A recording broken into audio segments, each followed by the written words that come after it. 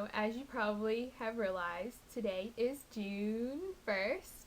For many, that means the beginning of summer vacation. Yay! Seriously. I thought today would be a perfect time to post a summer related video, seeing as how a lot of people are getting out of school or getting out of work to have summer vacation. And I'm almost finished my summer classes, so I'll be starting my summer vacation soon, and I'm really excited. So, basically today's video is just going to be a surviving summer healthy hair tips type video. There's millions of summer hair care tips you can find out on the web, but the ones that I'm going to tell you today are just basic things to keep in mind for the summer. Pretty easy to remember and pretty obvious things. Most of us equate summer with swimming, whether it's in the ocean or it's in a pool. That means that you're going to get some chlorine and some salt water acting on your hair. Those two things are very damaging and very bad for your hair. We'll start with the structure of your hair. There's an inner layer called the cortex. Then there's a layer that is on the outside of that, which is called the cuticle. There's a lubricant on the outside of the cuticle called sebum. And basically, what chlorine does to the sebum is it destroys it and takes it out of your hair, which leaves your cuticle very vulnerable to all kinds of damage and can lead to split ends, breakage, and just really bad things. You really want to protect your hair from chlorine when you're swimming. It's one of the most important things that you can do during the summer. Also, I know that salt water is supposed to be better for your hair, for your skin, and that's why a lot of people use it as opposed to chlorine. I mean, my pool is a saltwater pool. I mean, great, but it's still damaging to your hair. It's sodium chloride, it's salt, it dries things out, it dries out your hair. So, you do not want sodium chloride lingering in your hair because it will dry it out and you will have some damage going on.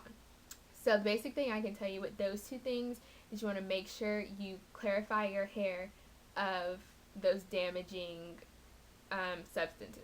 Now, I know that you're not supposed to wash your hair like super often, and you're already going to be increasing your amount of washes during the summer because you're going to be sweating more, so your hair is going to be starting to smell maybe a little bit. And on top of that, you're swimming, so you're going to need to wash more often. You don't want to overwash your hair, but you want to make sure you're clarifying your hair of those damaging things because that can probably do more harm than washing too often. To counteract the amount of washing that you have to do, you want to make sure that you rehydrate your hair. So you want to do a lot of deep conditioning treatments, get some really good leave-in conditioners, and make sure you're just adding the hydration back to your hair that you're taking out when you wash it and when you go swimming and all that. Another thing that goes along with that is reducing the amount of product that you use on your hair. When you use styling products, a lot of times you get a lot of buildup.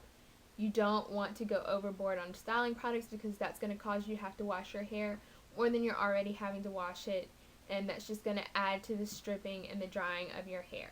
So please try to avoid using excessive product in your hair. You want to go as minimal as possible because that will leave you with the best results for your hair this summer. Also, to hydrate your hair, you want to make sure you're doing it from within. Hydrating from within means taking in lots of good H2O. You want to make sure you're doing that because your hair and your skin and your nails and every aspect of you will look much better if you're taking in lots of water.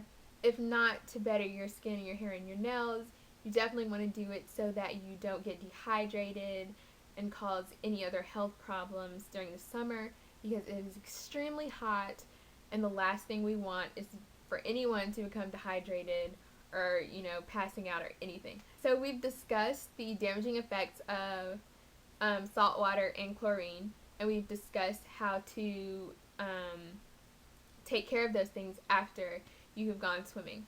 But there are precautions you can take before you go swimming that can help to reduce the effects of chlorine and salt water. One really good way to do that is by wearing a swimming cap. Now, I know, I know what you're thinking. A swimming cap? Really?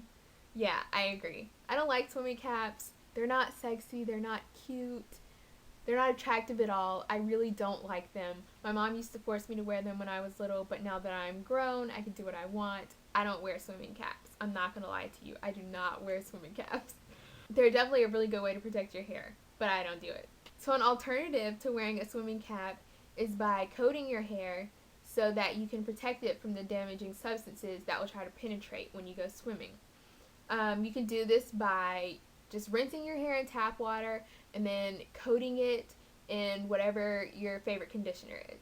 It's a perfect way to create a barrier between your hair and the chlorine or salt water that you're going to be swimming in. Another thing with swimming is that it's really not good to bind your hair when it's wet. That's really bad. Your hair is the weakest and most vulnerable when it is wet. So the last thing you want to do is do a whole lot of manipulating or binding. So what I would suggest is an alternative to binding your hair in a hair tie is braiding it up in some sort of braid. Braiding it up in some sort of braid. Yes. You could do a fishtail braid or like a regular braid, but just try to avoid using any kind of constricting or binding materials on it because that will cause breakage and damage that you do not want to deal with. Those are the things related to swimming that you can do to protect your hair this summer. But I have two more basic things that are pretty much everyday type things and go for any situation that you might be in, whether you're on the beach, at the pool, or just out and about in the heat during the summer. The sun is a great resource that we have here. It is also very damaging to your hair. Like your skin, the sun can damage your hair as well. So you want to make sure you're protecting yourself as much as possible. A great way to do that is just by wearing a covering like a hat or a scarf. It's a really cute way to protect your hair. It doesn't have to be like an ugly grandma hat or something. You can wear a nice sun hat, like one of those big ones. If you're at the beach or something, you wear a cap, just anything that will be a covering over your hair, protecting it from the sun's UV rays. An alternative to wearing a hat is by, again, coating your hair. Not with conditioner this time, although that's probably good to do too.